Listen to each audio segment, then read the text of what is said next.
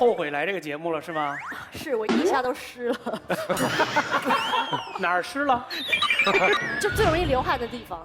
他们腋下如何？腋下，我们叫腋下啊，腋下，腋下说的是不是一个部位吧？这边叫腋下，这边叫腋下，就是说明他们管自己这叫翅膀，所以才腋下嘛。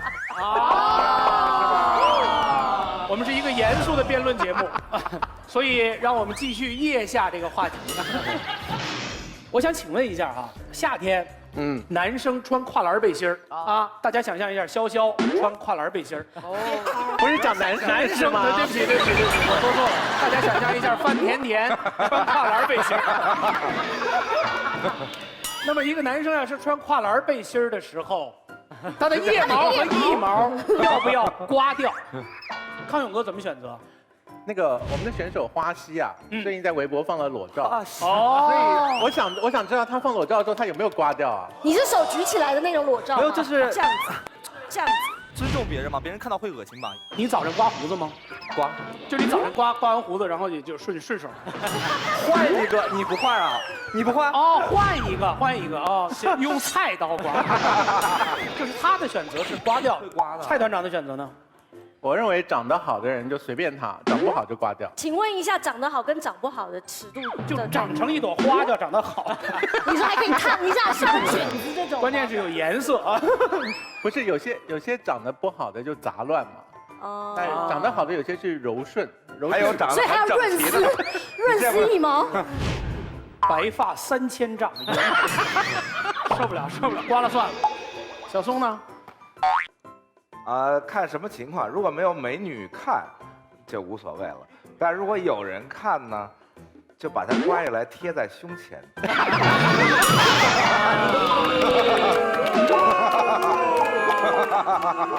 大家看看小松脸上的这些都是贴的，难怪都有味道，你知道吗？宝仪会喜欢刮干净的还是？男生吗？对，还是哦，爷爷是刮下来贴胸前吗？女生这里有不太好吧？我觉得男生应该要自然一点会比较好吧？你说男生刮了脚毛，两脚光光的，撒撒小腿我看一下，来，来，有啦，还在吗？好光滑，你好白哦。冬天就当一条毛裤啊，夏天要刮。你是刮还是拿胶布贴完了往下撕？刮。可是我觉得这个题目很奇怪，就是男人最有魅力的地方就在于他的毛，叫好男一身毛，好女一身膘，你听过没有？没有。我妈从小就教我说，男子3大美：胡子、鬓角、大毛腿。对，胡子、鬓角、大毛腿。是我妈那时代的审美，就是要鬓角留到这里，还要削齐了，秦汉。不是每个人都长得出来就那样的，的，真的。留下来而。且拔完以后毛孔会很粗哎。甜甜，结合你刚才的问题，我追问一句，就是女人上了岁数还刮吗？当然都刮了。你干嘛回答这个问题？你会中他的气吗？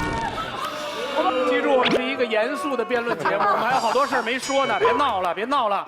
欢迎大家收看由时尚最时尚、时尚的不能再时尚、时尚的比谁都更加时尚的美特斯邦威冠名播出的《奇葩说》。我们要感谢高情商、高智商的吉普自由光，同时我们要感谢喝了能活到99岁的莫斯利安酸奶对我们的大力支持，谢谢莫斯利安。让我们看一看一个严肃的辩论节目讨论的话题是什么，请看。领导是世界上最奇葩的存在，有神一样的马云，也有傻叉一样的雷正富，让下属又爱又恨。那么问题来了，领导傻叉应该告诉他吗？有人认为领导就算是傻叉也不能告诉他，因为领导是我们的衣食父母，得罪了他就等于得罪了自己的肚子。再说了，领导之所以能成为领导，肯定有非常的手段，说不定他故意装傻引蛇出洞。以前的帝王就用这手段平衡左右臣子。如果领导真是傻叉，那这样做岂不是作死啊？但也有人认为人非圣贤，孰能无过？领导也会犯错，他做错了就应该指出来，这是对工作负责，也是对自己负责。如果明知道领导傻叉又不告诉他，万一在工作中出现啥纰漏，到时说不定自己就会成为替罪羊。即使是马云也无法做到始终正确。总之说了以后，有人得到赏识，有人惨遭报复。各位上课，你觉得领导傻叉应该告诉他吗？而且其实还蛮好的，你看，他是没有被领导过的，我是被领导过的，他是领导。对对啊，我们的角度其实是不一样的。反方肯定就是会说会领导打压报复啊。员工和领导的关系就好比婆媳关系一样，媳妇儿再怎么给婆婆说出来她的观点，她还是心里面会跟着你，也跟老板也是一样。你把老板再亲，他其实你要只当面他说错的话，他心里面会记恨你，后面的话就弄死你。那这样的领导你还跟他在一起？对啊，这样领导那你就早走人呐。那我临走之前我宁可骂一顿傻，起码我自己开心了。他们这边可以打防说，小小肯定会这么说。我换了工作之后我就是要骂呀。那我自己爽啊！我说出来我不得内伤啊！给我一个表达自己的机会，怎么了？反正你傻，我牛，到哪儿都找到工作。对，就是这个态度。如今呢？因为你跟领导不在同一个层次了。对，打仗的时候你看到他在上面弹琴，你觉得他是傻叉，可是这是他策略跟谋略嘛。对。所以观感不一样，跟看的方向不一样，所以你才会认为领导是傻叉。可是分分钟最大的傻叉是你自己。那个领导傻叉应该告诉他吗？那个宝仪，你的普通话不太好，你猜猜这个傻叉的叉原来读什么？算了，好吧，这个话题我们不讨论了，好吗？这集结束了吧？我们7位选手按照自由意志分成了正方、反方。你们3位啊，花溪、潇潇和马薇薇认为领导傻叉应该告诉他。啊，你们4位啊，甜甜、颜如晶、刘思达和艾丽认为不应该告诉他。宝仪，你有领导吗？算有吧，你也是我的领导。你的领导没有了，没问题了。好，今天在座现场有好多我的领导，我是为了针对他们才提起的这个话题啊。如果你有一个领导，是他傻叉，你会告诉他吗？不会。你这么阴险？这不是阴不阴险，我觉得傻人有傻福。我们要珍惜这个人的福气。所以傻叉有叉福吗？因为傻叉有很多种，有很多种不同的层次。你遇到过多少种傻叉？说像你这好，你今天至少会遇到3种。好，所以你其实是支持反方。是。好，我要跟我们现场的观众和现在用 Pad、用手机和用 PC 来收看这个节目的网友。跟大家说，请做出你们的选择。好，3、2、1，停在这儿，58比42。小松老师，你没有领导，你就是我领导，唯一的，目前唯一的领导。你不能学我的。我这说的是真事儿，因为我就一节目签在爱奇艺，所以我只有这一领导，没有别的领导。我想想，你跟我以前说过没告诉有没有我一直也没告诉你。我们不要做人身攻击，好不好？如果你有领导，他是个傻叉，你会告诉他吗？我先让康永哥选吧，因为对我来说都可以，反正你就坐我旁边嘛。所以康永哥先选。你是准备一会儿现告诉我是吗？让我选啊。我本来想要选不应该的，可是看到现在该的这一边票数比较少，也就是我们这个算法就是只要42变成43了，就赢了，就正方赢了啊！你太墙头草了吧，你这个人！我还是选不该好了，不该。那你们俩是一波的哈，那你就该吧，该吧，对，好吧，那咱一会儿就告诉我了。那既然是这样，我们现在是正方只有42票，所以正方开始。我今天感觉非常奇怪，那个敢爱敢恨的姑娘刘思达居然站在了我的对面，因为我一直以为她是那种领导犯错她一定会说出来，并且你的工作环境也确实很危险。如果当领导的手从这儿摸到这儿的时候，你难道还不说吗？这不是傻，这是色狼。色狼就是傻一种。其实我非常懂大家为什么今天觉得华西为什么那个领导是这样摸自己的呢？我有阴影，我不敢过去摸。对呀，摸别人的是色狼，摸自己的是。不是，我要是过去摸了，有可能当场死在那儿。我有一些障碍，跨不过去。然后领导傻叉了，为什么不敢告诉他？因为我们担心丢了饭碗。我们怕领导，所以我们不敢给领导说。领导就有一种有朝一日权在手，天下全是我走狗的感觉。想象一下啊，如果这样说合适吗？全中国最大的那个领导犯了一个错误，不合适。你小心一点。好，退出申请退出这节目。我刚刚不是一帮的。 OK， 太危险了。我们想想一下，古代每一个君王旁边有一个人非常重要，他们叫什么？叫谏人，叫敢于直言上谏的人。他们就是明确指出领导傻的那一种人。对，傻叉的那一种人。当他们把领导的傻叉指出来之后，是推动整个社会往前进步的。所以领导傻叉影响的不是你一个人哦，是整个团队的进程。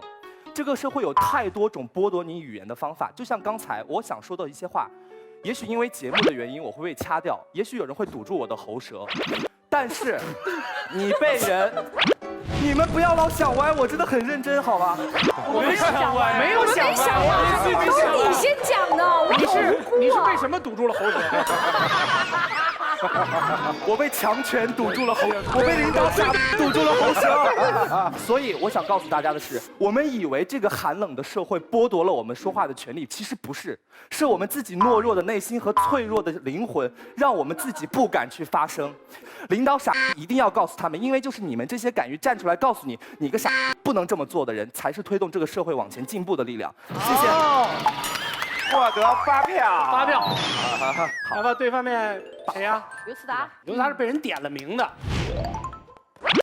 其实啊，这个题目特别应景。现在这个社会上，人看人都觉得对方是傻叉，而且好像每个人的心中觉得这个世界上只有我和傻叉这两种生物。但对傻叉，我们应该宽容一点儿。因为你都说了，他就是个傻叉嘛，知错就改是聪明人才会做的事情。那我们今天讨论的是，领导如果是傻叉，我们到底应不应该告诉他？我们的答案是不应该。为什么？首先，我们应该摆正自己的位置。你是什么？你是一个员工。老板请你来，不是让你去管他的，是让你去帮他的。就好像比如说，老板经常会打碎盘子，你跑过去应该做的事情是拿着扫把给他把盘子的那个残渣给清理干净，不是过去跟老板说，老板，你真的很容易打碎盘子，你这样很傻叉，以后不要碰。还有一句话是这样讲的，古语叫儿不嫌母丑，狗不嫌家贫。其实呢，你看你的父母一把屎一把尿，管你吃喝把你，对，管你吃喝把你养大，你这个时候能嫌你的爸妈长得不好看吗？一样的道理，我们只是说一个傻叉的领导，但一个傻叉的领导钱不是领导的钱，但一个傻叉的领导不等于一个坏领导。你想想，一个领导给你发工资，给你一个平台让你去发挥，管你吃管你喝，这个时候你不就是好。对呀，你不仅不感恩，你还要任性，你知道吗？这个时候你再去，不要打断我了好吗？求求你了。就是你再去骂你的领导是个傻叉，你觉得这样做是不是有一点以怨报德的意思？钱都收了。对呀，你拿了这份钱，你就要做你该做的事情啊，做好自己分内的事情就 OK 了。所以说，人生如此，就摆正自己的位置，人间不拆嘛。刘思达，我觉得你成功的把这个话题引向了，如果父母傻叉，要不要告诉？一样嘛，老板是我们的衣食父母啊，对不对？行，这是我们下一期的话题啊。马薇薇，谢谢各位。一边呢，什么都谢谢各位。衣食父母，习惯性的，我对衣食父母一向都比较客气，但是不排除我们的衣食父母相处过程中会出现3种傻叉。首先，先讲第一种，刘思达讲到的那种会经常打碎盘子的父母傻叉。这个时候，我们应不应该指出这一点呢？刘思达说：“你不要指出哦，他每次打碎盘子，你就每次去扫喽。拜托，盘子也值钱的，你就不能告诉你的老板说，老板，你其实不太适合端盘子，拜托你以后不要端了，让别人来端吗？”因为你要知道，其实我们不是在对老板负责，是在对整个公司的盈利负责。你老板奔着弯路上走，你不管他，你为了你所谓的饭碗，砸掉的是大家的饭碗。这是第一种老板傻叉的情况。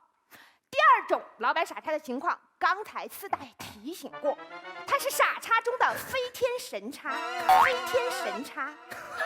好，什么意思呢？就是你告诉他了，你不适合端盘子，你每次都砸碎，他还不听，他说因为我有钱，任性。好，这种情况怎么办？很简单，注意什么是正能量。给我们人生中见到的每一个飞天神叉都添些堵，是我们正义的美少女。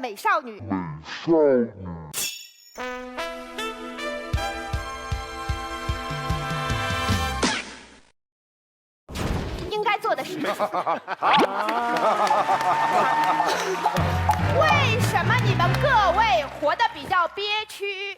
因为你们遇到极品神叉的时候都选择忍，所以这个时候他们就容易聚集成群。你放眼望去，人生尽是刀叉。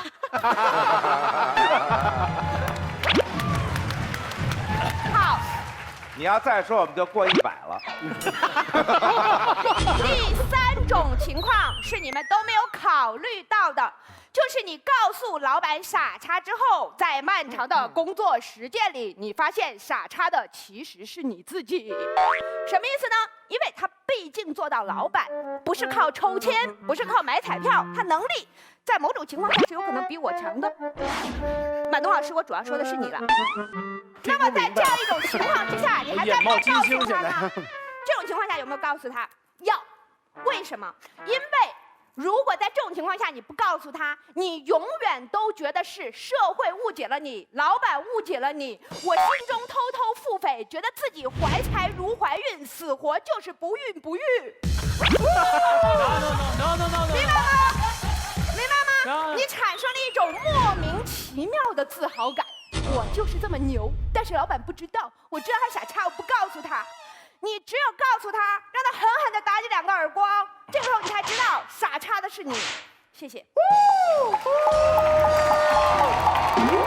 马薇薇之后，正方到了82票。马薇薇，刚才你说什么？我们美少女组合是吧？整个这个词里面，除了"美少"2个字有问题，其他都对。我谢谢您。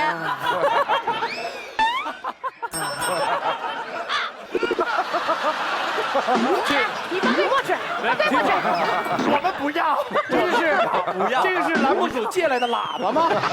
笑梗，同事。好，83票，我觉得从42票到83票，范甜甜，你们就，哎，你们有报纸吗？给我拿份报纸看，我没事儿干。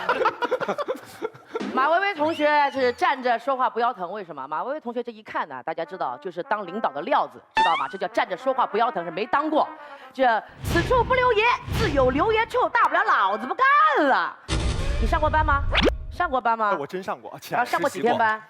你们大家都上过班吗？让甜甜姐给你上一课，好不好？同志们。姐姐又拿年龄说什么呀？本人10年前演艺圈混不下去之后。决定另谋生路，不能给饿死啊！既然长得也不是很好看，也不是美少女组合，也日益的人老珠黄之后，改行，从什么开始做？从前台开始做，因为本人英文非常 OK。哪个公司那么背？广东话留言。不是，对。那个时候我说错了。那个时候25、6岁还行，那个时候25、6岁还行啊。从前台一直做到 marketing director， 花了6年的时间。告诉你们，在办公室职场是什么？与天斗，与地斗，与人斗，其乐无穷。通过这6、7年的经历，我要告诉你这是什么？论一个傻在一个公司里存在的重要性。哎，不是，你不要老指着我行不行？他是这样一回事，行不？我开了一个不好的头。对呀 ，sorry。我告诉你，你说他听不懂啊？一个公司一定要有一个傻领导，为什么？如果他不存在，你就是这个公司的傻。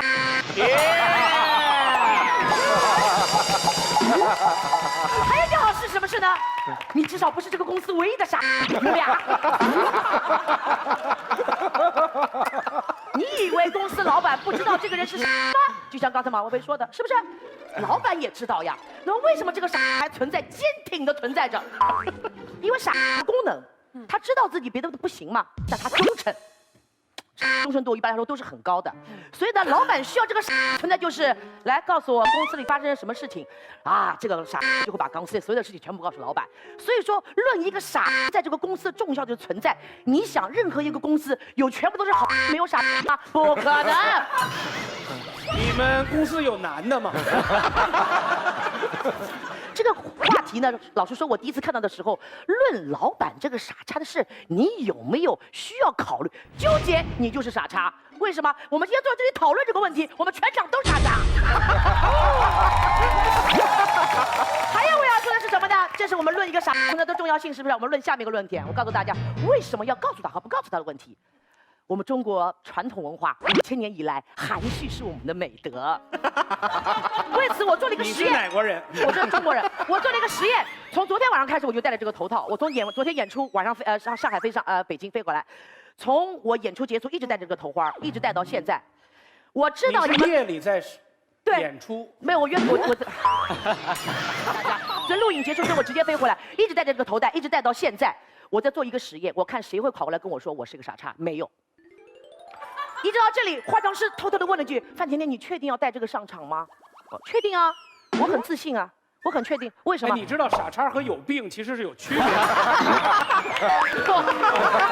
没有人告诉你前面那个，不一定没有人想后面那件事。老板，你放心，还好你现在不是我的老板，就算你傻，我也不会告诉你。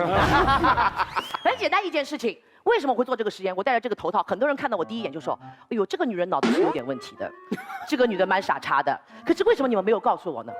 是不是这是我们中国人的一种传统的文化？我们比较含蓄。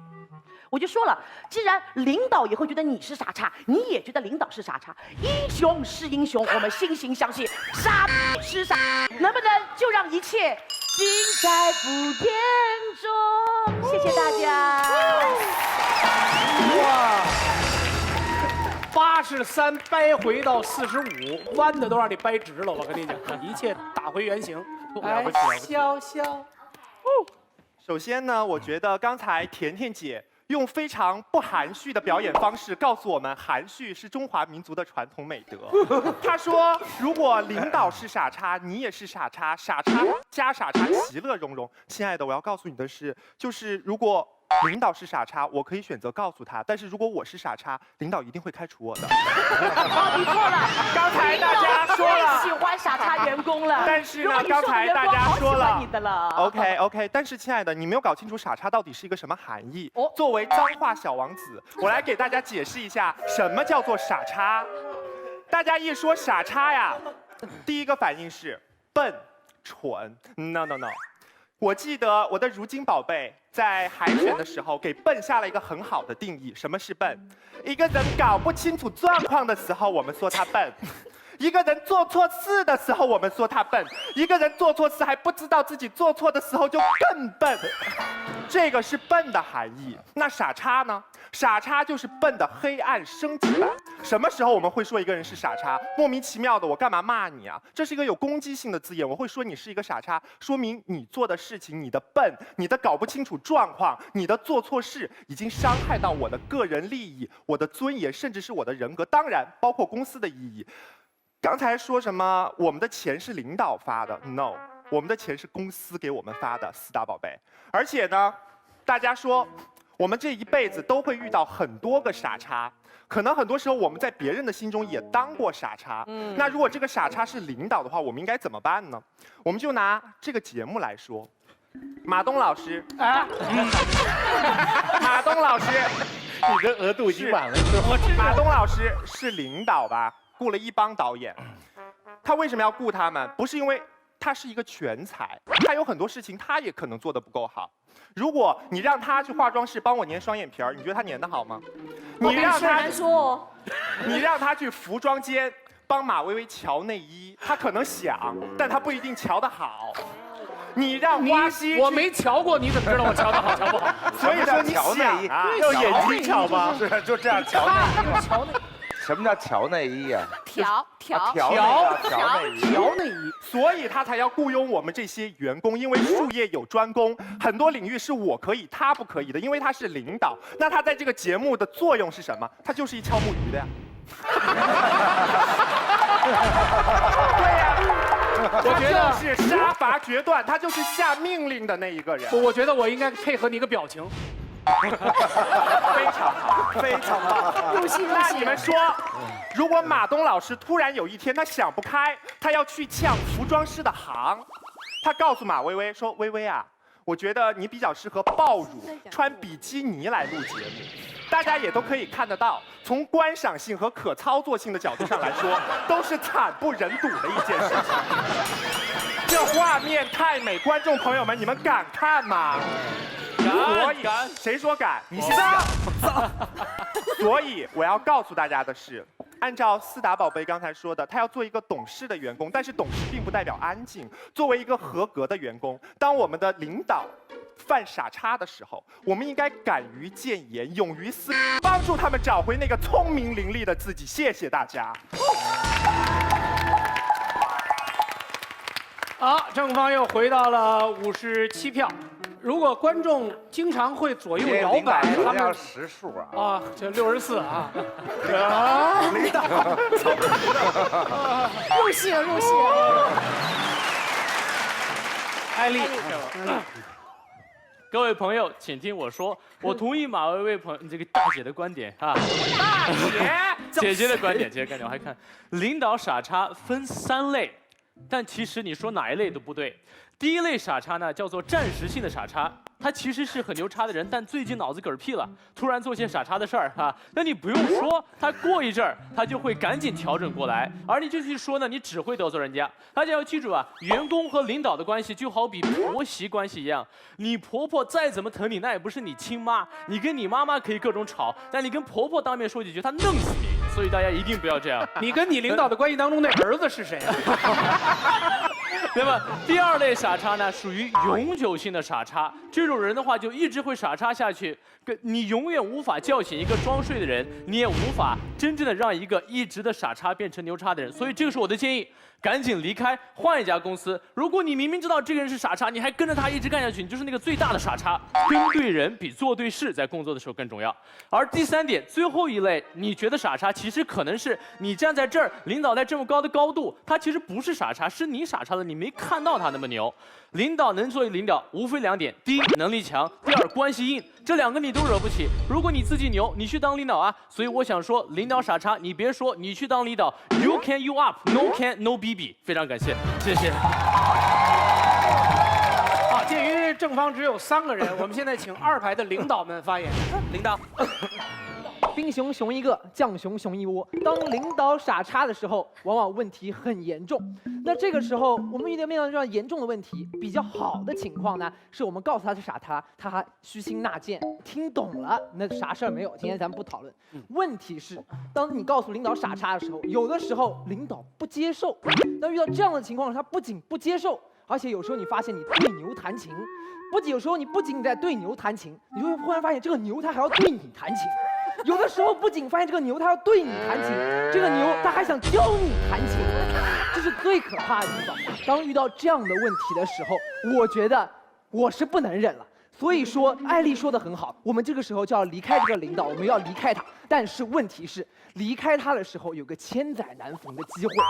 平时他是你的领导，平时他管你的生杀大权。当你决定你不再跟他干的时候，你又觉得他是个傻叉，这个时候你就要勇敢的说出来。你就是个傻叉，所以这样的你的意见是说，当他不是你领导的时候，你再告诉他他是。没有。所以当领导你怎么傻叉的时候啊？对呀，我不傻呀你。我跟你讲，我这么多年的工作经历，虚心纳谏的领导一个都没碰到过，全都是虚心纳妾的。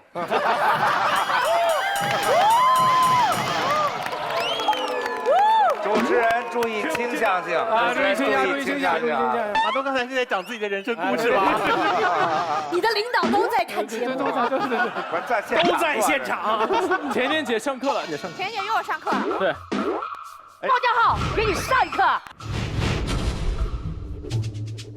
想辞职这么容易啊？没这么简单，提前3个月打报告，3个月之内我给你吃小鞋，不是给你吃。穿小鞋，好凶残的你！3个月之内我给你穿小鞋，你最早一个到，你最晚一个走，你每天所有做的事情都是错的，我做的好事全归我，你做的所有错事全归你，知道吗？3个月之内小鞋穿死你，就是说了一句傻叉，让你3个月耗尽你所有精力。你去别的公司上班之后，我的 recommendation 全部写这人就是个傻叉，千万不要雇佣他。同一个行业不想再混了吧？如果你不想在同一个行业，你去卖大饼油条。所以说，一个傻叉后来的代价是千千万万。如果不想知道的话，私下给你开一个 OK。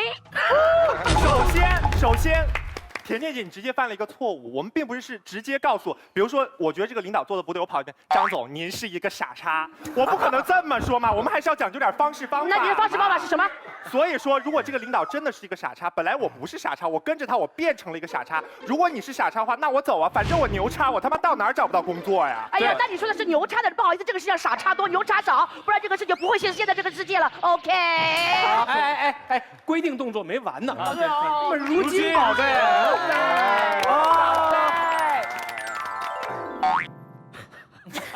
其实啊，讲了这么多，大家觉得领导是傻叉最大的问题就是会产生问题嘛。不管前面3个同学告诉我们，领导傻叉过后会带来公司的损失也好，会带来国家未来的损失也好，所以他们才认为领导傻叉的时候一定要告诉他，否则问题很大。其实这只有一个问题而已，就是为什么一定要用告诉他的方法来解决问题呢？其实我在这里告诉大家，你不用告诉领导他是傻叉，所有问题也可以解决的。就好像你说，老板不断的打碎那些碗，怎么解决？把碗变成塑胶碗，他再怎么砸，那个碗都不会破。但是你又没有破了老板的面子，碗又没有破，这叫做什么？一举两得嘛，对不对？如果你想为未来国家有发展，什么理想什么之类的。叫你自己想办法做领导，因为你再怎么骂领导，领导也不会听的嘛。你是谁啊？是谁？你是粉丝过万可以入户籍的花溪，又黑我。但是对领导来说，他还是不会听你的话嘛，因为他是一个傻叉嘛。如果傻叉能听得到下面说的话，我们还会说他是傻叉吗？再且，各位你们要注意，傻叉最大的问题只是他傻，他没有对不起你。他还是有出粮给你，他还是有对公司负责，而你最大的好处就是在傻的情况之下，依然有粮收，依然有工资。如果你可以一边的讨好老板的方式来解决问题，一边很开心的把所有的工钱收进口袋的话，何乐而不为呢？所以。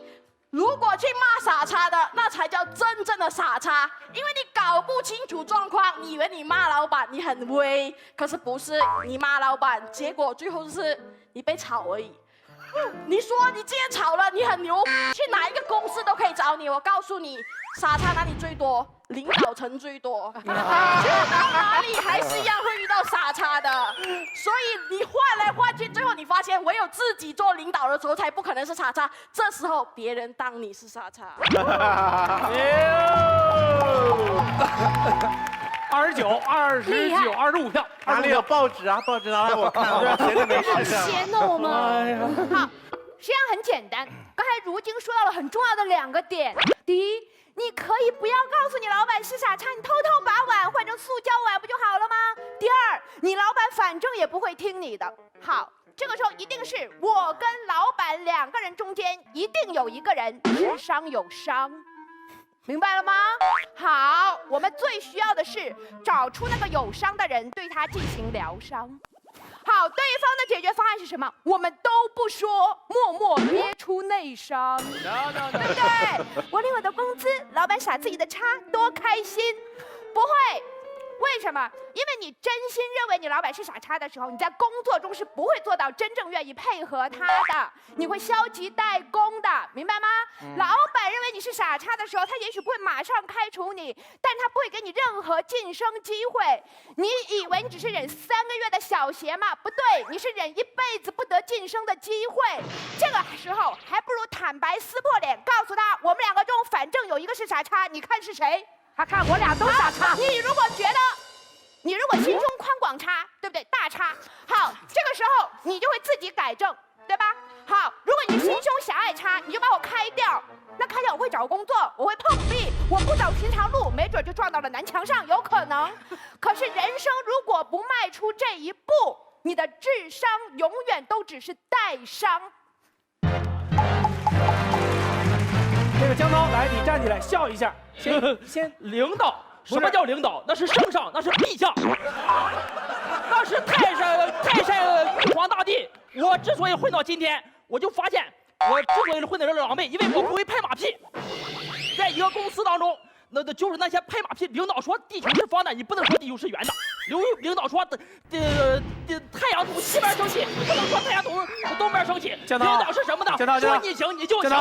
江涛，那个，我们把你淘汰了之后啊，你是卧底。微博里面有一个人骂我，你知道吗？说为什么你把江涛淘汰？所以我今天又让你说了一句话，但是我一点都不后悔，你知道吗？哎，思达，你一直温柔的在那儿举手。我觉得对面6位同学啊，太蠢了，太蠢了，真的。为什么呢？因为你们要相信，很多员工一定有一个比你或者比领导更傻叉的替你去告诉他。对，所以这个时候你要做什么呢？你不要告诉领导，这就是去发现你身边的另外一个傻叉，你跟他说这个领导是傻叉，然后这个傻叉就会在你意想不到的时刻替你告诉领导。我跟你讲，我今天坐在这儿已经被很多人告诉了。对面说，今天我们跟领导说你是傻叉，其实是在帮领导纠正错误，是在爱你的一个表示。但是今天不告诉领导，你找一个其他的傻叉替我去爱你，谢谢。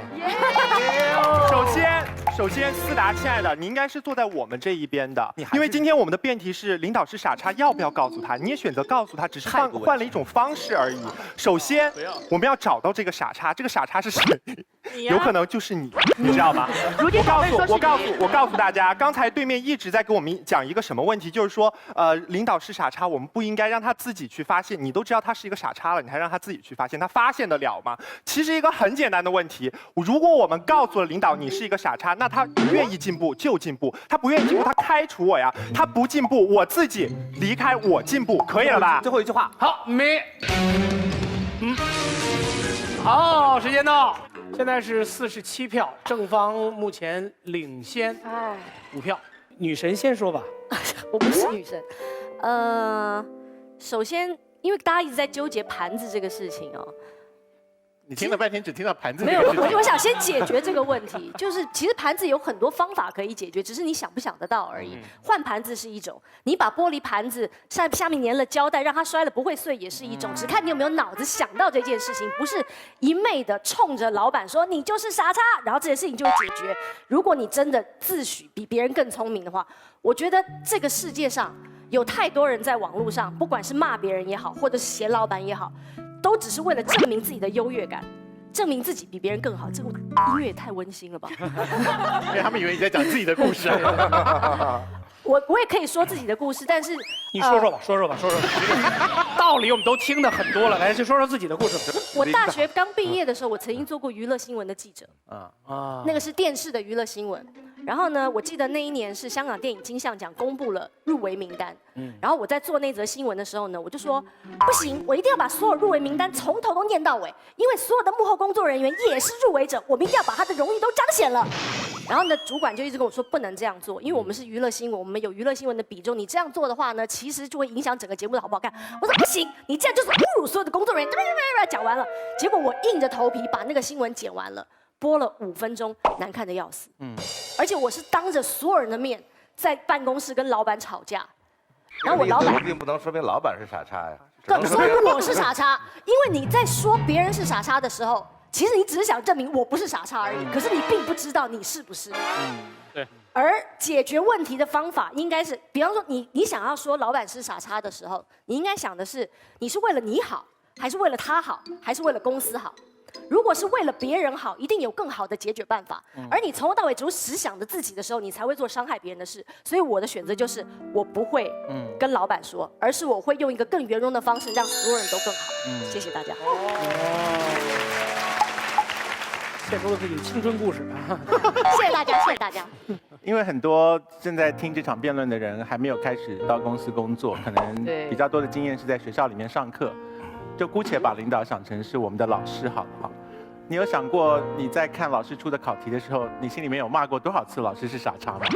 就是老师是多么傻叉才会出这份考卷呢？可是最后考不出这个考卷是谁被当掉？不是老师被当掉，是你被当掉。所以如果你在考卷上就大大方方的写下说你是什么傻叉出这个考题，我跟你保证，不管你答得怎么样，你在这个学校都没有未来了。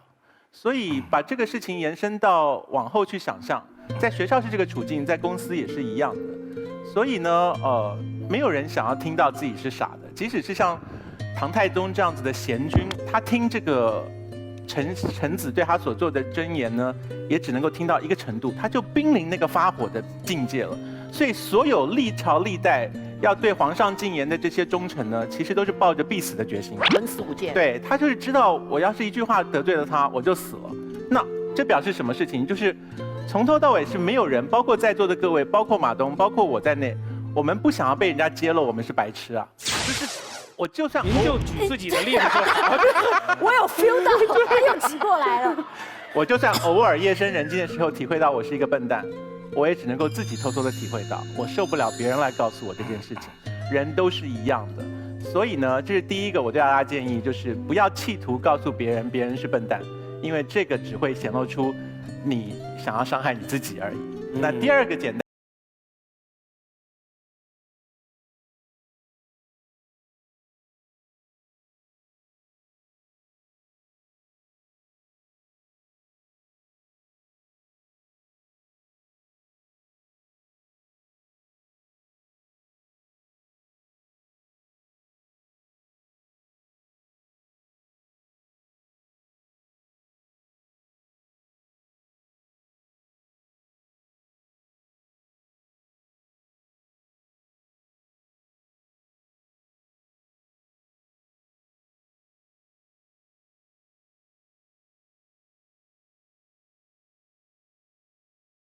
你自己的历练啊，谢谢。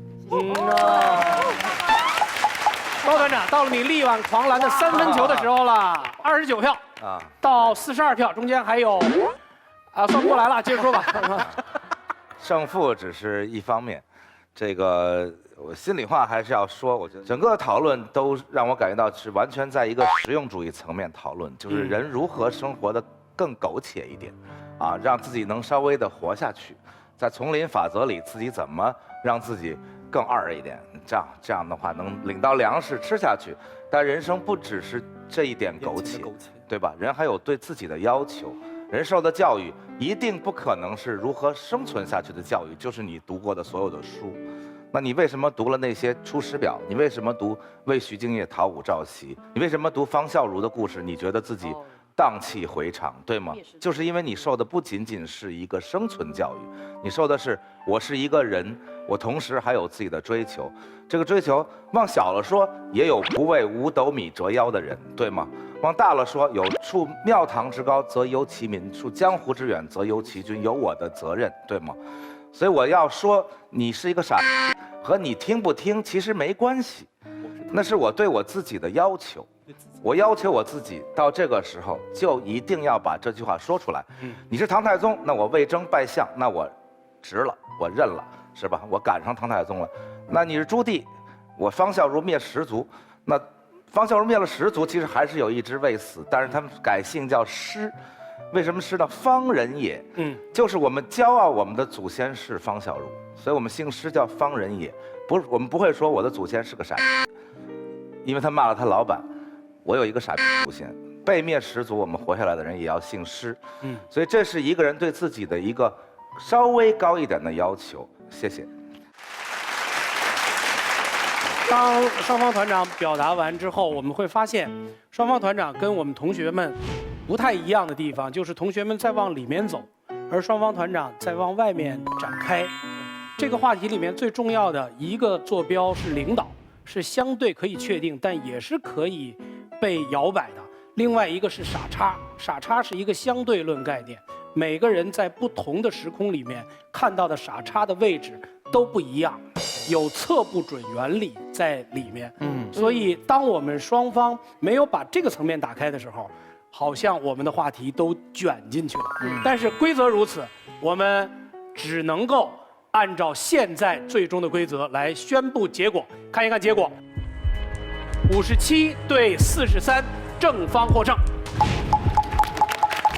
前段时间文章出轨那事儿闹得满城风雨，不就是精虫上脑，肉体偏离了一会儿轨道吗？人家马伊琍都没说啥，显得蛋疼的网友却对此口诛笔伐。肉体出轨有那么不可接受吗？停！你这就是典型的男人思维。肉体出轨说白了就是爱情败给了欲望，所有不合法的交配都是耍流氓。别拿生理需求去掩饰内心的贪婪。比起纯爱的精神出轨，肮脏龌龊的肉体出轨更不能被接受。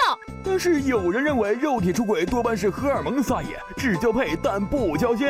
可一旦精神出轨，俩人整天同床异梦，阴奉阳违，没准哪天就会东窗事发，还怎么在一起愉快玩耍？所以说精神出轨更加猛于虎啊！关于灵与肉的讨论，从古到今也没整明白，男女之间那点事儿从来都是一笔糊涂账。诸位看客，你觉得精神出轨和肉体出轨哪个更不能接受？精神出轨还是肉体出轨？我们接受不了肉体出轨，因为脏。那我要说的话就很简单，我这孩子是不是我的？是97%的安全率，不是100%的。妈用过那么多，我不知道。好，看完我们这个小片之后，有想退出这个节目的，现在可以举手。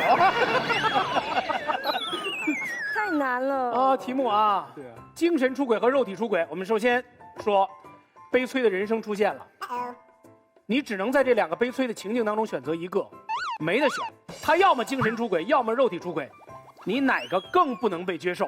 首先，让我们请在这方面有丰富经验的曾宝仪小姐。等一下，讲清楚。就是在你的人生经历当中，你觉得哪一种更不容易被接受呢？什么我的人生经历？说起我爸爸呢，这个，你们拍什么手？这你们很了解是吗？我们不了解，你告诉我们吧。我觉得真的都挺难接受的，但更不能接受的可能是肉体出轨。啊？为什么？因为我觉得精神出轨，只要你不让我知道，我还是活得挺开心的。肉体出轨也可以不让你知道。但是因为精神出轨痛苦的是你，因为是你在那边纠结，我要喜欢这个还是我要喜欢那个。但是肉体出轨，脏的是我。你懂吗？你精神出轨，你干扰不了我，但你肉体出轨了，你这啊！讨厌，恶心。好，我追问一下，就是如果他可以精神出轨的话，你觉得出轨对象是谁？你会比较容易接受一些？在女明星里选的话，啊？都不行，不要女明星就可以，不要女明星都不行。其实不要啦，不要这样，我不想相信你们，你不要逼我。这是一个逼疯人的节目啊。OK， 他刚刚把一位男士从男朋友晋升到了未婚夫。对呀，你们就给他出这样的难题。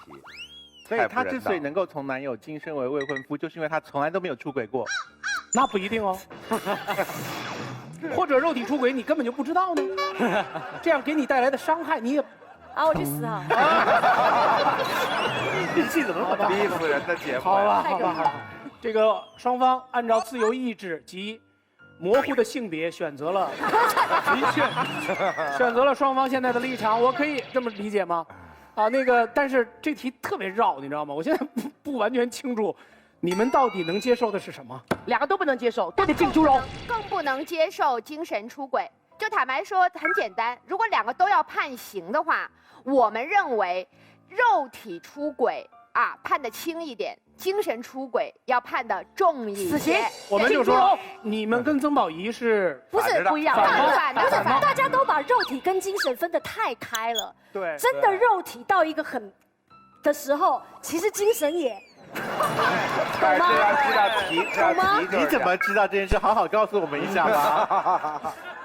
我想问一下，当你的精神特别那什么的时候，你的肉体会自动也？南无观世，我自己扶起来，我休息好了吧。还有什么叫做肉体这样子？对呀，小姨你知道吗？就这2种情况是这样的，如果你精神上很这样的话，你的肉体。就这样，那叫自嗨。你是肉体上这样，精神上也这样，叫共嗨。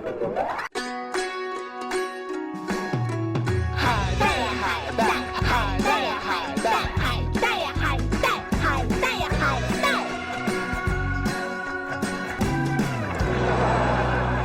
呀，这是有区别的。我可以换下一题吗？可以换下一题吗？好，所以你们更不能接受的是精神出轨。那毫无疑问，你们就更不能接受的是肉体出轨。来，我们全场观众，请用你们的啪啪键来做出选择。3、2、1，好吧，我们来就凝固到这儿。我真的很期待那个高晓松老师这次又用什么国家大义来做这个 ending 啊！好好讲啊，拜托。还有什么古文？树庙堂之高，则忧其民；树江湖之远，则忧其君。有我的责任，对吗？再给我飙高音啊！高音给我飙上去啊！哎，太强！出师表是怎么讨论这个话题的？这个确实也能找到一些案例。好了，那个来，两位团长，那个谁高风亮节的先做出选择呢？我觉得鉴于康永哥的具体情况，康永哥那边可能肉体跟精神更合一一些。你有多分开？你可以告诉我。然后男女之间的事情，无论是肉体还是精神，选择都非常的多。但是康永哥这边可能就更加对这些更重视一些。是，所以我们摄影棚里面的100个人当中，目前呢比较不能接受精神出轨的是44个人，占少一点的人数。我也会站在这一边，我也更不能接受精神出轨啊。所以更不能接受，我就在你们这边。不能接受肉体出轨，坚决不行。咱俩弄一个。国家大义，国家大义，对，记得压轴啊。我们俩，所以你们俩一波啊，对，就是全场。现在目前精神和肉体结合的最好的就是我。好，让我们开始今天的话题吧。问题是你是傻叉呀！也是上一期的话题。我是精神和肉体结合的最好的领导。好，那就是正方支持的人比较少，所以从正方开始。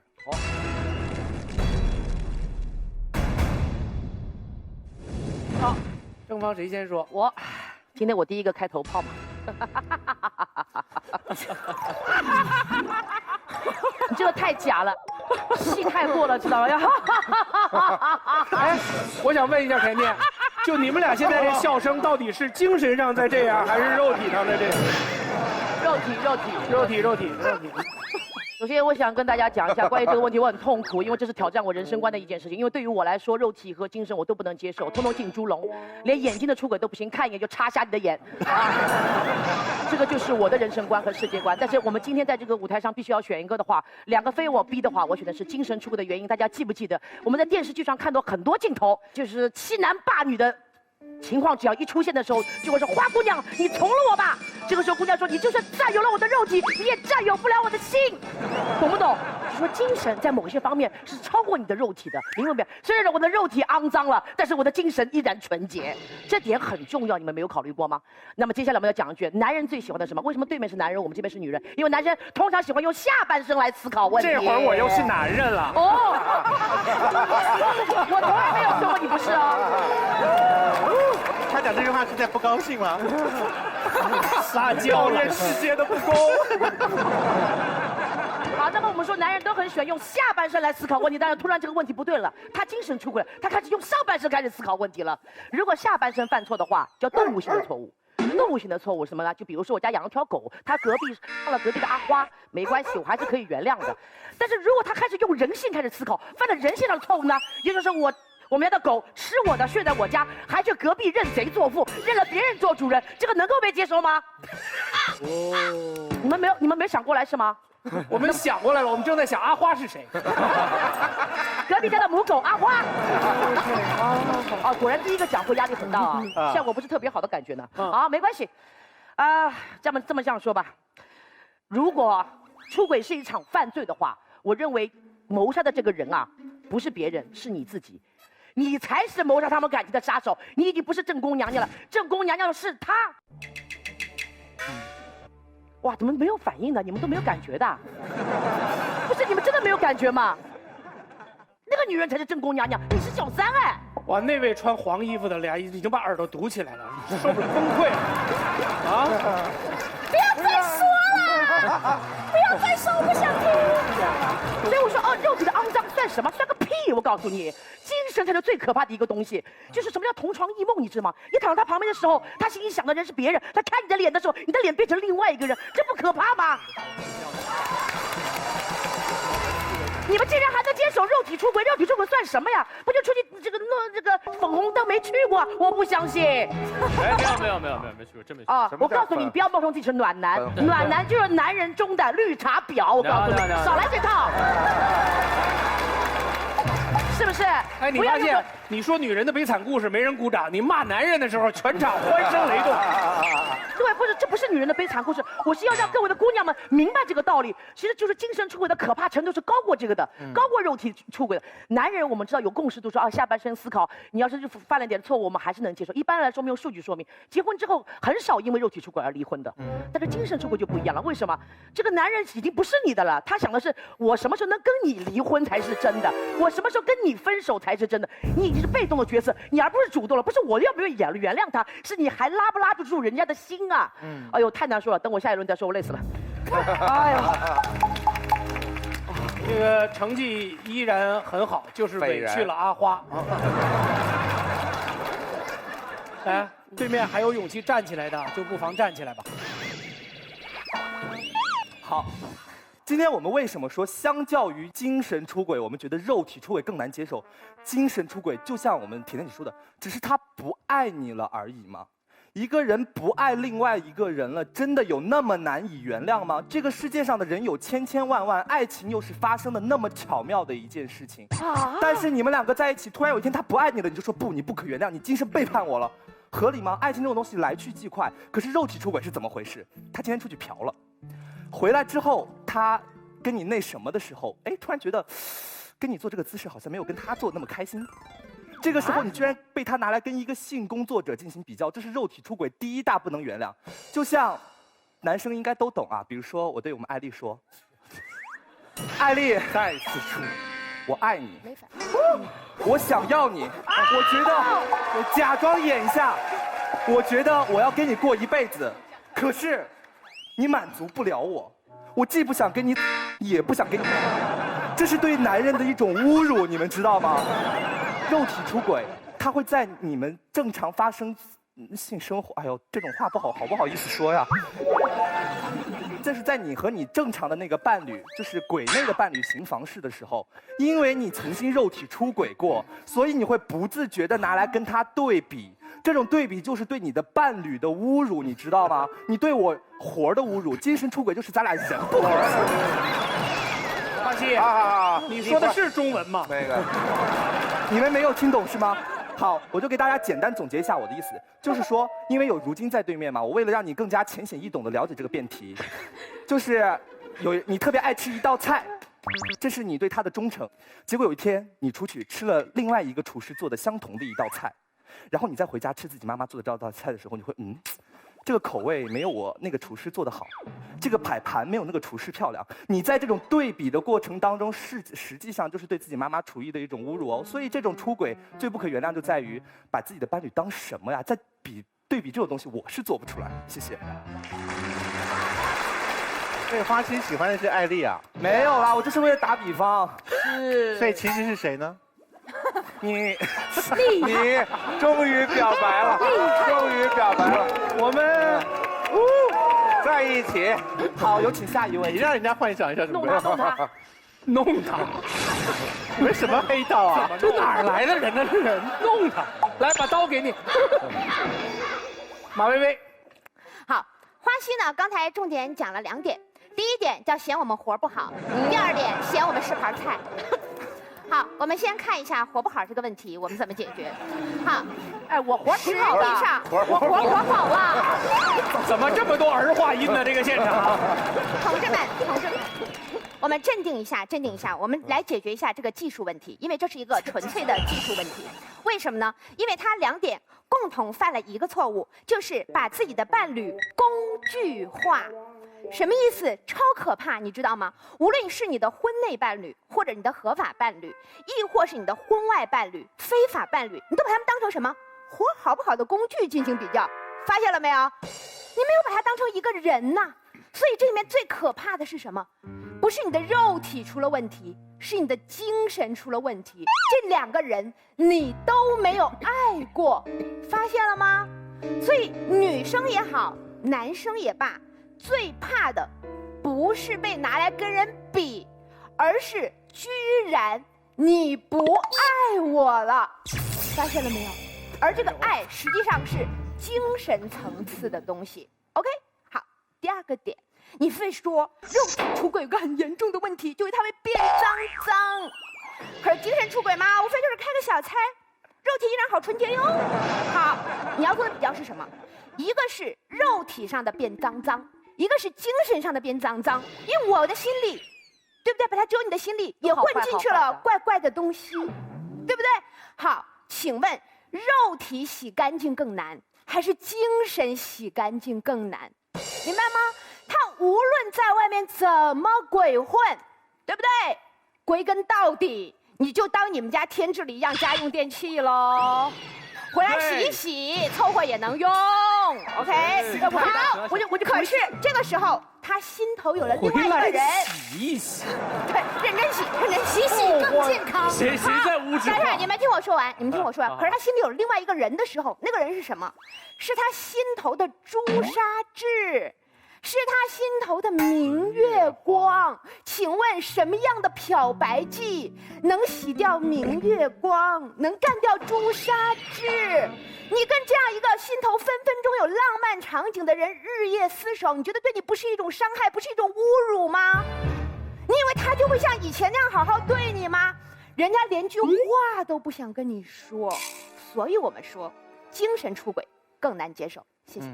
我说一下啊。该我了吗？可以啊。OK。我还是想说3点。第一点呀，我想问我一拿到这个辩题啊，说实话我自己觉得有点晕。就是我所知道，就是所有人呢都是灵魂，我们的大脑控制肉体的。所以我在想，一个人既然肉体都出轨了，他肯定是精神控制了肉体，他才可能去出轨。有一句话说，虽然嘴上说不想要，身体还是很诚实，胡扯。其实你就想要啊，你嘴上的话完全就是扯。所以啊。男生出轨，女生会嫌男生脏，而如果说女生出轨呢，我认为作为男生的话也真的很难忍受。最难忍受的呀，就是我知道我老婆出轨了，最可怕的一点就是不知道这孩子是不是自己的，我觉得这个特别可怕，这真很可怕。大家都看过一个动画片，就是大头儿子小头爸爸，大家应该都看过这动画片。好残酷的童话。我每次有些时候会想想，如果我要是小头爸爸，我看着我的儿子头这么大。然后我再看邻居隔壁老王头也这么大，然后没事2个人就互相沟通。我觉得作为一个男人最痛苦的就是辛辛苦苦一辈子，最后帮隔壁老王养孩子，真的很可怕。所以喜当爹是男生最可怕的事情，我们真的不能接受。最后刚讲到了离婚以及法律。在法律上，你不能正判一个人说啊，你精神出轨了啊，你在这方是弱势。只有真正的行为上发生的问题，我们才可以。如果最后判定一切人都是靠精神的话，那实在是太可怕了。有一句话结尾叫做“万恶淫为首”，但是论迹不论心，论心天下无完人。非常感谢，谢谢。你老说这大头儿子这事，我听着很生气。开玩笑，我爸爸脑袋就不大。开玩笑，不是你为什么会把这事往自己身上装呢？我这来不来去听着，我这想我爸头挺小的。如晶，这个话题对于你来说，太勉强了吧？对啊，你有权保持沉默，但是你们说的每一句话，我们都会播出去。连轨道都还没上就谈出轨是有点难度的。但其实这问题，我觉得我听了这么多，听了大概4位吧，讲到这里我是很奇怪，大家到底是什么年代的？就你怕你孩子出来的时候跟隔壁的孩子头一样大，然后你怀疑那是不是你的孩子？还是会这什么年代的事情啊？这还有 DNA 这样事情？如果你真的是怀疑，而且也没有人真是出轨出到你邻居的孩子跟你头一样大吧？有。所以这只是动画片的世界，好不好？还有刚才说什么嫌身体肮脏？我知道，虽然我还很干净，这完全不用担心。但是现实上有真的很多人是结了婚才开始肮脏的吗？我的意思是，大家都不是第一次，有怎么可能？大家都是他第3、第4、第5、第6、第7任男朋友、女朋友了，怎么你不嫌你的男朋友或他的女朋友肮脏呢？问题在哪里了呢？为什么你们在一起了，你开始嫌对方跟别人的时候会肮脏？他其实也跟过很多不一样的人啊，对不对？你只是刚好是最后一个而已。所以问题不是他给人摸了，是他答应过你，我以后我不会再其他人嘛，对不对？他答应过你了，你的精神层面上，你的灵魂知道，从此以后他的身体只属于我的。可能你以前有肮脏过，但是以后不能肮脏。所以肮不肮脏，前提是有没有爱对方。如果你不爱他，他怎么脏都不关我的事，因为他不会来碰我嘛，对不对？所以精神是决定着你的肉体。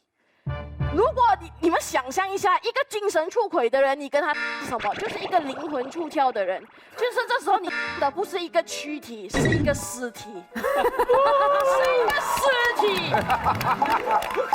如果你是被出轨那个，你是被当成的是尸体，他可能在跟你做运动的时候，他要靠想象来助兴，是不是？我未来的你真的确定你的？他很纯洁的，很纯洁，很纯洁。我是用这几天在这里旁听的经验吸取的，所以幕后是好听很多的。所以简单来讲，就是说没有了灵魂的爱情，即使他那个人的身体多么干净，也只是一个很干净的尸体而已，是没有用的，不值得再在这一段感情里面投资。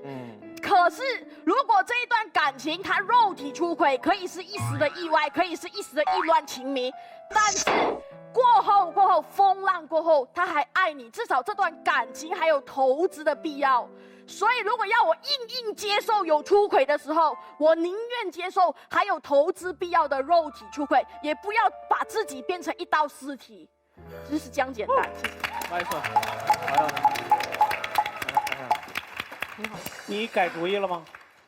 女生可以改啊，要改就改。就现在随时可以改。我可以当墙头草。没问题，没问题。哦，目前还没有要改。我觉得他说的非常好，但我还有别的论点可以。还有安七炫没听。安七炫，跟我们分享自己的故事。来吧，潇潇。真的听了如今宝贝的话，我对这傻姑娘真的产生了莫大的同情，你知道吗？你刚刚一直在说什么精神要高于肉体，我就给你举个最简单的例子。如果我跟你说，亲爱的，我心里住了另外一个人，但是因为我爱你，有你的位置，我保证不跟他发生任何肉体行为。骗你的，我信。但是如果我告诉你，亲爱的，我和另外一个女人睡了。但是我脑袋里想的完全都是你，我呸！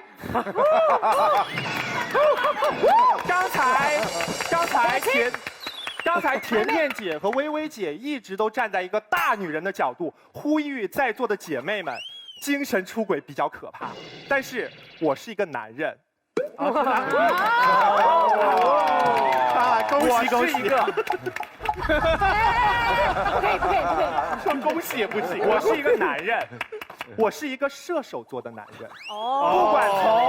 不管从科学还是迷信的角度上来说，我都是一个禽兽。那作为一个禽兽，在恋爱的过程当中，我每天干的是什么事情呢？精神出轨。我看到美好的事物，我就会产生无限的向往。在座的男生和女生朋友们，我不管你们有没有恋爱，还是有没有结婚，我想请问你们，女生，你们看韩剧吧？看。不看，你长成你梳一个韩国的那种头发，你跟我说你不看。你们看韩剧，你们再看看你们旁边的男朋友或者老公，他们有都教授那大刘海吗？他们有李敏镐那大长腿吗？你偶尔意淫一下，精神出个轨，开个小差，怎么了？在座的男生朋友们，你们看嘛，我不信你们看着的时候，脑袋里还想着你们的老婆，那你记得起来吗？所以，我要告诉大家一个很可怕的事实，就是当我们像对面一样对我们高标准、严要求，我们的肉体坚决不能出轨。但是没办法呀，这个命题就是告诉我们，你只能选择一个。那我们的道德感作祟，那我们就只能选择精神出轨。而且最后我再回答薇薇姐刚才一个问题，什么朱砂痣啊、明月光，我告诉你，肉体出轨最可怕的一点在于什么？你很有可能你肉体出轨完了，你带回来一些脏东西；还有一种可能，你出去传播了一些所谓爱的结晶。你说我出轨伤了你的心，但是你肉体出轨有可能要了我的命。谢谢。整个的过程当中，康永老师一直在叼着他的魔法棒，想把它吃进去。正在玩吞宝剑的游戏。议长，我想请问一个事情，就是只是纯粹好奇，倒不是要跟你讨论啊，就是你刚刚讲到说，大家对于都教授啦，对于李敏镐就是一个精神上出轨一下，调剂一下生活嘛。可是会不会是因为这些女生其实无法够得到都教授跟李敏镐？万一够得到的时候，他们不会肉体也顺便出轨吗？所以没有办法分得很清楚。对啊，是的啊，就姑且相信你是公正的局外人好了。他不公正，他选择了我。如果你够得到都教授或者李敏镐的话，除了在精神上意淫他们之外，不会顺便肉体上也来一下吗？好难哦这一题。他最近在迷彭于晏。我最近已经在风口浪尖了，不要让我从一个绿茶婊变成一个纯婊。彭于晏你怎么样？突然等到一口口水。刚刚那题真的蛮难的，是你说看都教授的时候，或者说你看翻滚吧阿信的时候，你心里没有那么一点点。可是那彭于晏我是碰得到的哦。你碰过彭于晏？没有，我是说他可能坐我旁边，我访问他，我是碰得到他。你访问他的时候，你手就这样搭着吗？你好，康永哥，我也碰你了，好不好？对，但是你会不会碰一下我？这我要想一下，我也是会挑的，好吗？哎，不好意思，这样可以吗？连锁反应。对，彭于晏这题很难。不是，没有很难啊，我只是想跟彭于晏睡觉啊，我没有想跟他谈恋爱啊。你不会真的做这件事啊？如果他真的要跟我睡觉，可以啊。我不要。不是谈恋爱不行，太远了，没有机会的嘛。因为我要说的是，肉体出轨的风险非常大。我觉得，当你精神出轨的时候，你还可以悬崖勒马。就我想的是，如果我男友精神出轨了，他并没有肉体出轨，可能他心里还有着我，想说，我还是不要冒这个最后的险。议长他在聊男友。但他如果对，我不知道为什么他会讲到她男友，真是。但他如果都把我丢到一边了，牵着一个手的就奔某个地方去了。那我觉得那一刻他心里是完全没有我的。那我觉得对我来说，肉体出轨又更危险了。这样还会带他去家族旅行吗？好，谈别的话题。微微，实际上无论是就是宝仪，亦或是对方的几位啊，你们这几位肉身派主要的担心，不，这让我说下去，先不要急着闹嘛，对不对？好，你们这种比较注重肉身派的，它的风险是很实际的，这是我承认的。会有健康风险，对不对？会有现实社会的舆论压力风险，被人发现的风险，这些我通通都认。但是由于它的风险如此的实际，其实诚如今和甜甜刚才所讲的，所以它可以用非常现实的手段去加以防范。什么意思？真爱要带吗？这是一个充满了保险的社会。好，这是第一。然后第二，你们刚才很混淆了一个概念，什么意思？就是意淫和精神出轨之间的差距。什么意思？肉体出轨一定是双向的嘛，对不对？啊，我的伴侣出了轨，他婚外的那个，无论是男是女，跟他肯定是两厢情愿的才叫肉体出轨，他单方面的叫强奸，对吧 ？OK， 好，那么精神出轨同理可证，也一定是双向的，对不对？我跟彭于晏，好歹我愿意喜欢他，他也得愿意喜欢我，不然叫单恋嘛，对不对？我个人看韩星自己在那看着流口水，看到都教授飙鼻血，那叫意淫嘛。这时候我强行跟报纸说，不好意思，最近我跟都教授精神出轨，会挨揍的好吗？所以你们不要混淆说两个人在一起。我有没有权利意淫？有，你有权利意淫整个地球，所有物种，宇宙属于你，好吗？但是这不等于精神出轨。非常好。错，刚才微微姐说错了一句话，那就是精神出轨它可怕的地方在哪儿？它可怕的地方在于你不知道他精神出轨了，你没有办法控制他精神出轨了。很有可能我躺在你的旁边，但是你不知道我脑袋里面想的是另外一个人，这是你没有办法控制的。对，好可怕。所以每个人都有可能精神出轨，这是一个不可控的一个事实。你想象一下，如果有一天我告诉你，马姐，你老公跟别的女人上床了，这件事对你的打击性比较大，还是我告诉你，马姐，我觉得你老公精神出轨了。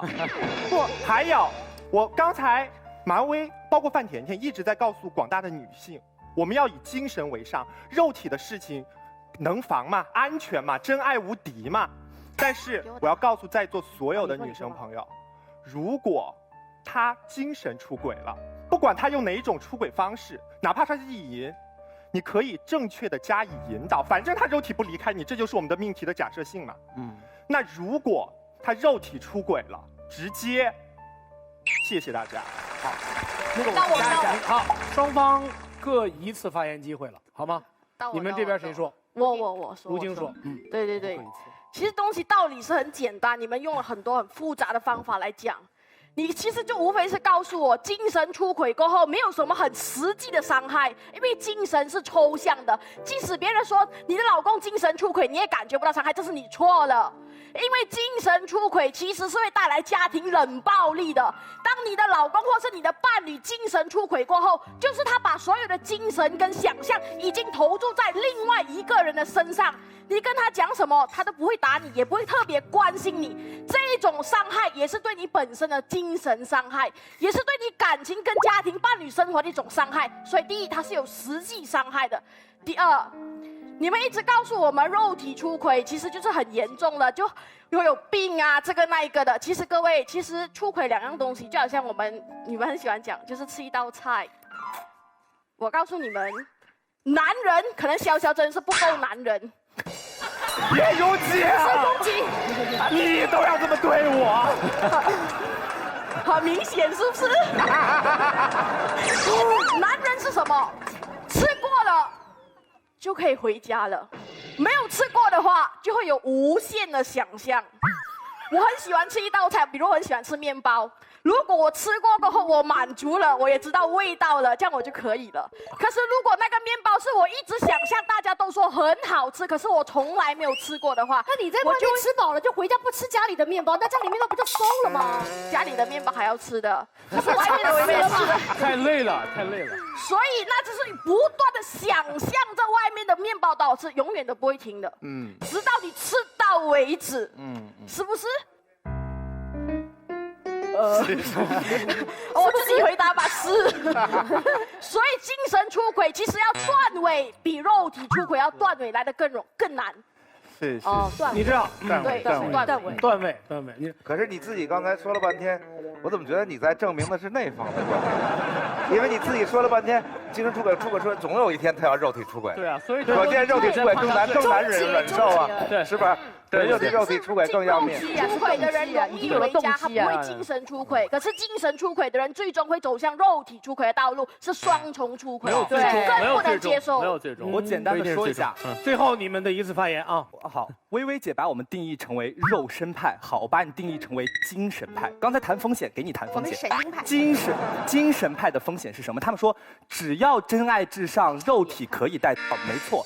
可是，所有的事情都是由外而内，肉体的堕落恰恰是灵魂走向滑坡的第一步。所以这也就是为什么这个社会上的制度与法治都是先限定你的行为，再去管你的道德和精神层面上的东西。你们以精神至上，也许然后你们就可以忽略手段的正当性以及手段可能会带来的危害，实际上是不合理的。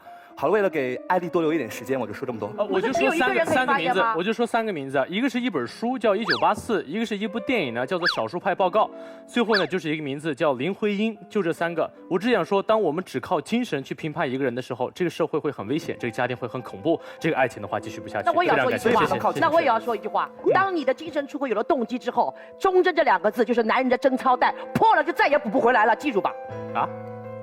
好，我们现在看看票数啊，正方54，目前是正方领先，因为好像获得了10票左右。2位，我觉得这一方当然3位姑娘啊，有的是特别纯洁，有的活儿特别好，基本上可以代表了这个各个层面的女性的发言。但是我觉得她们，不管是身经百战的，还是还没上战场的，都共同有一个幻想，就是好像有一种完全离开了精神的肉体的行为。这个你们不太了解男人，男人没有精神，都起来，不是那么简单，不是你拿块五花肉来就可以的。这个，对，所以实际上，我不同意薇薇说的，一定要有一个对方才叫精神出轨。那对方是有另一条轨道，出轨是离开了这个轨道，至于他有没有另一条轨道上去，那是第二步的事情。那首先，一个人特别爱你的时候，他不会去嫖娼的，他不会去干那些事情的，啊，所以没有单纯的拿下半身思考的，都是女性对男性的不了解，啊，或者男性可能是精神出轨比较容易、比较多。请教一下，他说了好大的秘密。请教一下，就是男生出去进行性交易的时候，不就是纯粹的肉体出轨吗？那如果他是一个有妻子的人，他要想走到那一步的时候，他是需要先精神能想通才能干这个事。可是去嫖的时候，你并不会对于那个性工作者有爱情上没有啊，当然没有啊。我说的是从这儿出轨，没有说去那条轨道，对吗？自己解决算出轨吗？也算下轨道了。对，这就是最重要的一个那什么，就是下了这个轨道的界限在哪？你这个问题很好，我们不要用按钮，我们就用举手就好，好吧？肉体出轨。让我问一下在场的100个人，就是这题不涉及你们个人的道德判断，我们只是好奇你们的定义而已。自己解决，你认为算出轨的举手，好吧？自己解决算出轨吗？啊，没有任何人觉得这是出轨，因为你们这艾丽觉得是，不，自己解决也是出轨啊！就我的蛮艾丽，他装大尾巴狼。我们说的肉体出轨就是和别人性交，这就叫肉体出轨。当然不一定那个人爱你，比如说我最喜欢的茨威格作家，那你现在定义是一封陌生女人来信。并没有那个男的多爱她，但是她一生对这个男人的爱，那简直就不叫精神。对，即使是单方的也成立。对啊，他爱，单方的。对啊，你简直是个情圣啊！就是不是我没有说我要爱上谁，我出了这个轨，对吗？这是我说的。我们两边定义不同。对啊，这是我说的第一点。我说的第二点是，人生总要有一个判断的任何一个东西的尺子吧？是。你有这个尺子，你才能说你今天这个不行，对吗？你今天这个我可以容忍。你如果没有这条尺子，说这精神出轨，你说今天我容忍你了，对你的配偶还生气了，说你容忍我什么呀？对吧？两个人婚姻生活最开始的时候的承诺就是说，我承诺我不跟别人睡觉，对吧？我承诺不碰别人的肉体，这是我要做到，而且我能做到，而且我做不到，你就有权利惩罚我的，对吧？如果男人被逮着肉体出轨，男人下跪都很正常，因为他觉得我真的错了。当你逮男人精神出轨的时候，男人没准给你一大嘴巴，对吧？你有病，咱俩生活的好，你有病，你追我这事儿干嘛呀？对吗？所以，如果两个人想好好生活，有尺度，能抓到，能惩罚的事情，当然是重要的。当然越过这条是不行的，是不能容忍的。剩下那些事情，你要想去追那个事情，那你这一生，那你就别和一个人一起生活。你只要和一个人一起生活。他不管是一封陌生女人来信也好，还是他会爱上一个什么样的人也好，这些事情太正常，但是他能克制，他克制的结果就是他不去肉体出轨，对吗？就是那条线，就是条线，对。蔡团长，美国人结婚的时候啊，宣誓的内容当中有一句很有名的话，叫做我们两个现在结为夫妻，直到死亡把我们分别。实际上呢，承诺是一件事情，那是我们怀抱着对于婚姻的理想。婚姻的理想不是真实可以依赖跟实现的事情。我认为一夫一妻制这个令人窒息的制度，本来就使得很多人受到了巨大的压抑。所以如果高晓松能够做到承诺了在婚姻中一夫一妻，然后始终维持忠诚，我真的会尊称你一声情圣。因为我碰到的所有在座的长辈的女性对各位美眉的教导，都会说你们结婚后就睁一只眼闭一只眼吧。这句话你们也许不想要妥协，可是是他们累积的人生经验所告诉你们的。最近网络上很流行的一个照片，就是英国女王看着她的夫婿，然后说：“哎呀，这个夫婿为了女王放弃了自己的地位，然后甘心几十年来只担任衬托女王的一个侍卫，所以这是多么甜蜜这件事情。”然后马上就被懂英国国情的人嘲笑说：“拜托，她这个老公在外面搞出多少私生子来，你都不知道吗？他最大的私生子都比你跟英国女王生的那个小孩还要再大2岁呢。”所以英国女王是睁一只眼闭一只眼维持住这个婚姻的稳定活下来的，连英国皇家，连全世界地球上最有权势的女性尚且如此，她难道无法找100个侍卫来围住她丈夫说看守她，不准她出去跟任何人乱搞？她做得到，她不会这样做。她知道人性需要出口，所以我们现在讲的是，我们今天聊的是一件什么事情？我们今天聊的是一件，你既然在意对方出轨，你在意的是什么？是希望他还会再回到这个轨道上来。如果你已经不在乎他回不回到这个轨道来，你管他去死啊！他飞到外宇宙也不关你的事情啊。那如果你希望他回到这个轨道来，我只有一个立场：哪个事情比较好收拾，哪个事情他比较容易回得来。我的建议是，肉体出轨他比较容易回得来，我们2个可能还有未来可谈。精神出轨，要他回来可能性甚低，所以我知道这2件事情都不令人高兴。我只是在这样讲说，如果你一定要在意的话，精神出轨他回来的可能性比肉体出轨低得多，所以精神出轨比较可怕。你变主意了吗？我没有变主意啊，因为我挺赞成高松老师说的，因为如果今天我们是就一个1夫1妻制的基础在聊这件事情的话，那我们就是遵守这个游戏规则去做这件事。我们签了这个合约到底为什么？就是小文老师刚刚说的嘛，那I want others 嘛，对不对？那精神出轨，比方说演戏，我们很多演员，男女主角，他们真的在戏里面爱得死去活来的时候，他们心里没有一丝一毫觉得我真心爱上你了吗？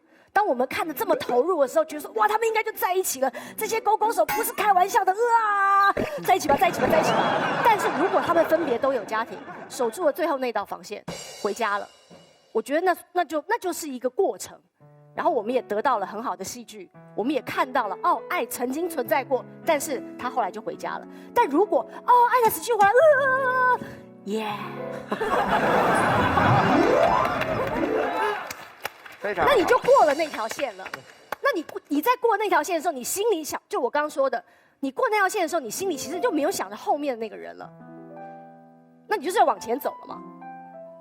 所以我觉得肉体出轨需要的勇气比精神出轨还要来得更大，而且我始终说那句，他精神出轨，我不知道，痛苦的是他，跟我没关系。因为是他在做抉择，我依然爱他。议长大人，我明白。我要控诉一件事情。这一对的人这一对的人始终把精神出轨跟肉体出轨绑在一起，这不符合我们今天辩论的立场。我们的辩论立场是2者择一。宝仪刚刚举的例子是错的，你只能够讲说这2个演戏的人演的风生水起的时候，他们只上了床，而没有精神上的部分。那这个事情好不好收拾？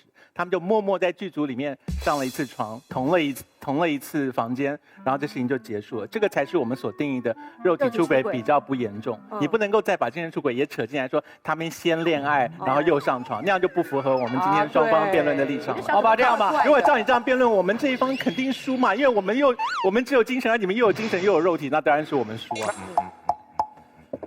这个节目或者叫这个游戏，最好玩的地方，就是能够激起我们在场100个人和这位第一次闯进这个游戏的女神感同身受的那个瞬间。我们的好多话题都能够在我们现场引起很多人的沉默，而不是欢呼。欢呼的那一刻，不是这个现场最有魅力的时候。最有魅力的是这个现场全部陷入沉默的时候。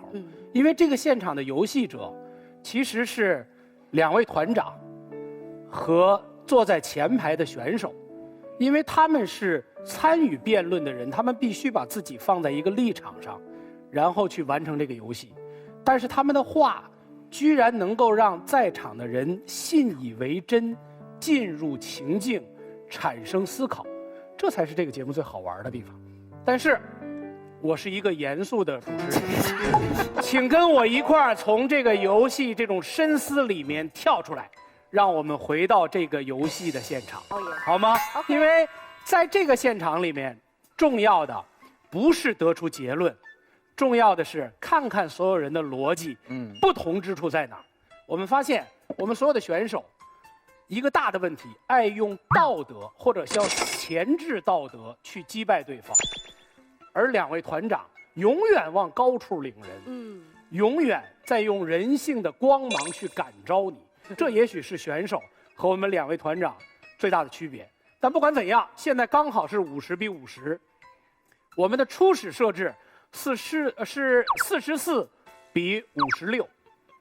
我们全场观众最后一次选择啪啪键，支持还是反对？5、4、3、2、1，有人变主意吗？没有，让我们凝固这个瞬间，看看结果。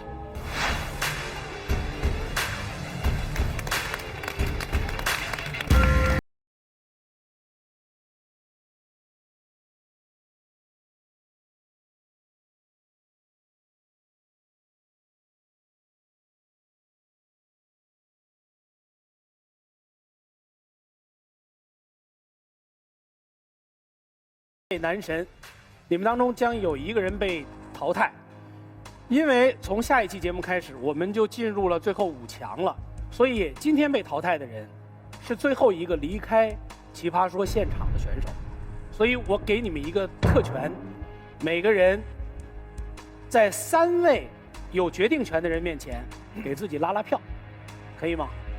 谁先说？我先说吧，其实我觉得我能参加在这个节目里面，并且走到现在，真的已经收获了非常多了。如果让我继续走，我也挺开心的。但是我走到现在真的不后悔，就这样，谢谢。艾丽，我特别喜欢《奇葩说》这个节目，为什么呢？是因为啊，我讲个小故事啊，就是古代在西欧的时候，国王旁边有一个人，这个人在英文当中叫做 fool 小丑，他每次都说笑话。但他每次都是把最关键的道理、最精华的人生哲学用笑话讲给了这国王听。我觉得在中国目前还没有像《奇葩说》这样把真正的道理包在笑话这个果实里面给人们去听的一个小的节目。所以我认为我能站在这个历史上的节目真的非常激动，我希望一直能走下去。非常感谢，谢谢。潇潇，我觉得其实我不管到哪个舞台上说了多少的话，然后能够站到现在，其实是有一些特殊意义的，因为。就像老师还是选手都一直在开玩笑，你可能不像个男人或者这那的，但是我觉得需要有这样的一个人，为在社会上可能觉得是奇葩，像我这样子的奇葩的人说一些话，发出一些声音。我从大学毕业以后一直做的工作都是在说话，然后一直以来都被别人当成奇葩。当我来到奇葩说的时候，无数个人告诉我说，潇潇奇葩说是一个特别适合你的舞台。那其实能走到今天，我觉得我问心无愧，但我觉得我可以走得更远。谢谢。很好，来吧，3位，很好，做出你们的选择吧。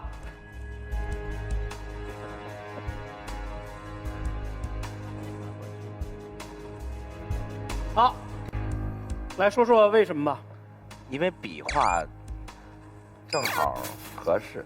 啊，充足的理由，到你了。我觉得节目已经录得够长了，那他已经把别离感言说了，所以就差不多了。充足的理由，蔡团长。不是我想淘汰这个人，是我不想淘汰另外2个人。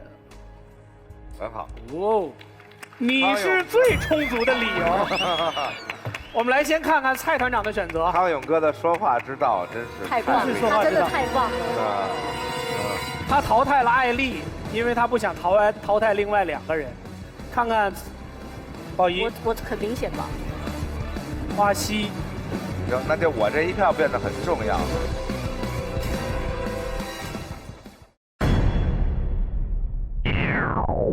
本节目由时尚最时尚的国民大品牌美特斯邦威冠名播出。一定要下载爱奇艺视频看奇葩说呀！登录百度贴吧奇葩说官方榜，支持你的话题观点。微博关注爱奇艺奇葩说，跟我们互动。微信添加奇葩说订阅号，每天推送纯干货，喂饱你。行，那就我这一票变得很重要。你们是同时投票的 ，OK， 排名不分前后。花溪。所以华西，你可能委屈，也可能不服，但是你被淘汰了。OK， 没有委屈，没有不服。可能会有一点点遗憾，但真的没有不服，因为我觉得场上剩下的人真的都很厉害。我觉得咱们奇葩说节目，是应该以思维和语言取胜。它虽然很强的综艺性，但是我还是希望大家会看到它的内容，看到它的闪光点。到5强基本上已经都淘汰谁都可惜了。花溪还是年轻，就是他年轻，所以他能量不高。花溪一开始就蔫了，就我已经不后悔了。我最怕大家粉饰太平，当然有可能他说的话也是真的，那我就如你所愿吧，就是 as your wish， 拜。